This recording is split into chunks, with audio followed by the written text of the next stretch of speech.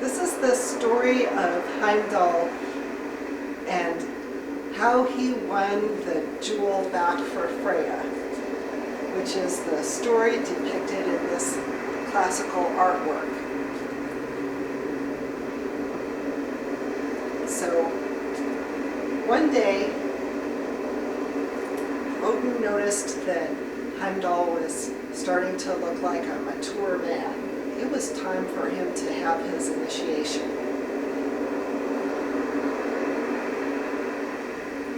Heimdall knew that his mothers were the waves, but he had never been underneath the ocean.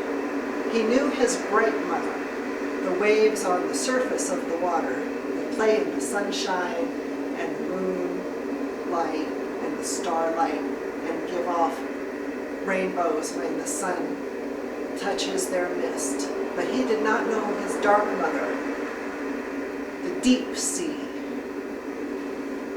The sea where men dare in the black bell. Their bravery to go deep underneath the water where there's no light and there's no rainbow. There's no rainbow. It's where his power only works through the power of the mother, not through the power of the rainbow. He did not know this place. It was time for him to become a man.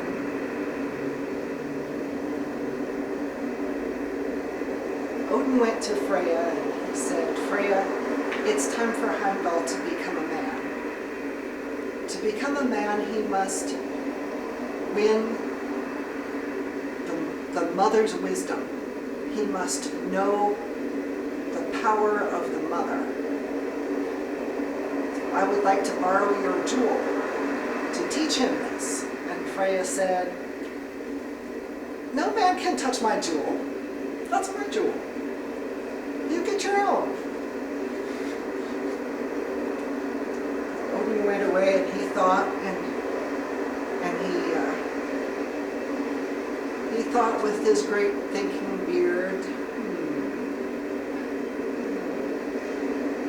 no man can touch the jewel. Well, that would be an excellent challenge for a man's initiation. How to win the jewel of the mother wisdom without being able to touch the jewel. Now I want it even more. So he went to Loki and he said, "Loki, I need you to go steal Freya's jewel." And Loki said, "Are you crazy? No man can touch the jewel." And Odin said, "Well, that's why I'm asking you." Loki said, "Really? Oh, come on now. That's just not fair." "Well, you'd better go win that for me. Because I'm telling you to, and I'm the king." "But if Freya catches me trying to catch her jewel, she'll skin me and feed me to her cats." "Oh, that's your problem. Figure it out. You're a trickster. You figure this out." All right. So he waited until night and he snuck into Freya's chamber.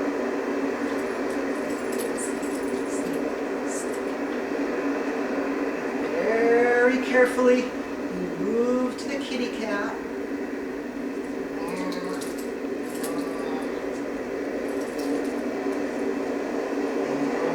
very carefully picked up the jewel. Oh, he's got to get it off over her head somehow. How is he going to do that? Oh, kitty, yeah. Let's pretend the kitty cat wants her to turn over. There we go. That's good. And so he very carefully put like a cat-like little pressure on the mattress next to her. And she turned over for her kitty. Oh, he got it.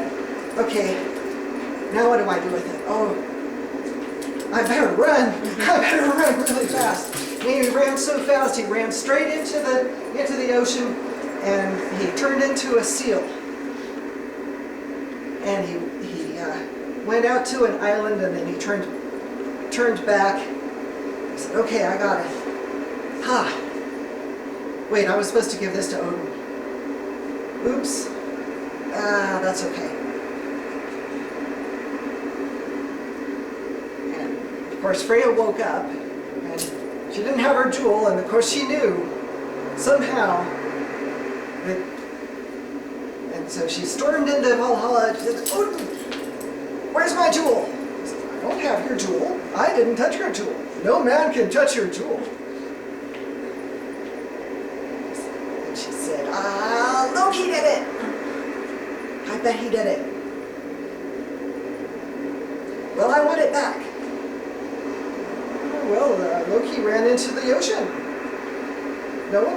None of us can go in the ocean. We're not gods of the sea. You need someone who is descended from the sea to go into the sea. So Freya went to Heimdall and said, Loki stole my jewel. I need my jewel. I want my jewel back. Go get it for me. And of course he said, oh yes, Freya. I will do anything for Freya, because he was becoming a real man. And that's what a real man would say. All real men always say yes to Freya, because that's her power. So he took his sword and he went to the edge of the sea, and he went, wait, I can't bring my sword into the ocean. It's salt water. It'll destroy it. And then how would I swim if I'm holding a sword? And Freya said, look, out on that island, it's Loki. He has my jewel. Go get it. And Loki's out there. Oh, they're going, yeah, I got the jewel. You don't. I'm over here.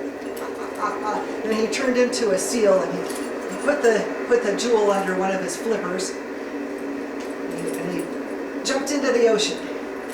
And Freya said, okay, I'm going to make sure that you can have your sword with you, but it's going to have to be transformed.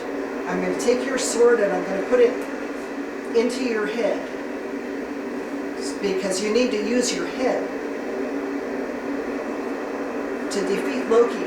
You can't just use a sword, you have to use your head. And this sword now, from now on, this sword is going to be called Head. That's your sword, is Hofut. Your sword is Head. So she took the sword and she put it right through his forehead.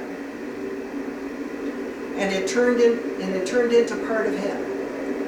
And she said, don't worry, you'll get it back when you come out onto the land. Now, did you see how Loki turned into a seal? And he said, yes, I saw how he did that. He says, well, you do that too. How? Well, do what Loki just did. You saw it. You saw how he did it. You saw the energies move, didn't you? Well, yes, come to think of it, he says. I did see the energy move. How did I know that? Well, that's because you're the son of the sea. This is your birthright. You become a seal too. So he became a seal. He became a seal. And he swam through the ocean, and he had his sword right up here, because his sword was his head and his wits. He had to defeat the trickster using his head, not just using the strength of his arm. So he swam and he swam, and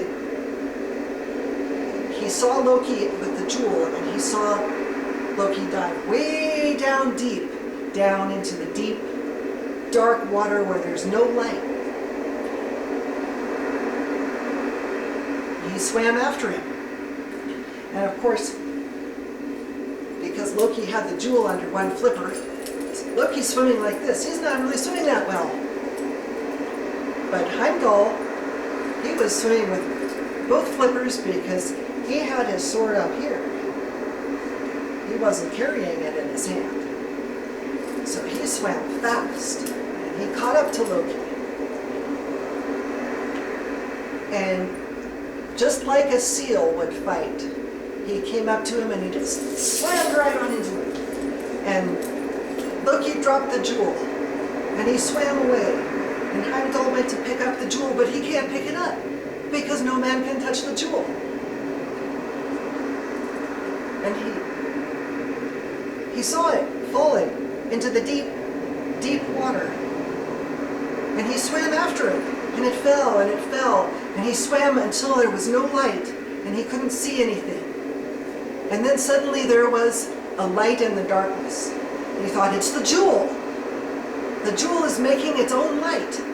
So he swam toward the light, and then suddenly there were teeth. Ah, no, it's a great big fish that's got a light out in front of it, and it's trying to eat me. Ah! So he slammed the fish, and he killed the fish, and then he took the fish in his jaws, and he used the light from the dying fish to find the jewel that was settled on the bottom of the sea. So he found it, but how is he going to pick it up? He's got to use his head. This is a mystery to solve. He has to use his head to solve the mystery. And he looked around on the bottom of the ocean, and he thought, now, I got this fish in my mouth. I can pick things up with my mouth. But then I have to drop the fish. I can put the fish right here. Okay, and then there's the light. There's the light, and there's the jewel. Okay, now I have to go find something to pick it up with. So he had the jewel marked, and then he swam back up. He swam all the way back up to the surface, and he took a great deep breath. And he looked around, and he saw some other seals. He saw a whole colony of other seals. And he swam over there, and he looked at the seals and thought, I bet Loki's hiding in with all those seals. But I don't care. I'm not here to fight him anymore. I need to pick up the jewel. I have to make sure that I don't get distracted just fighting somebody to fight somebody just because he's there. No, I've got to use my head to solve this mystery.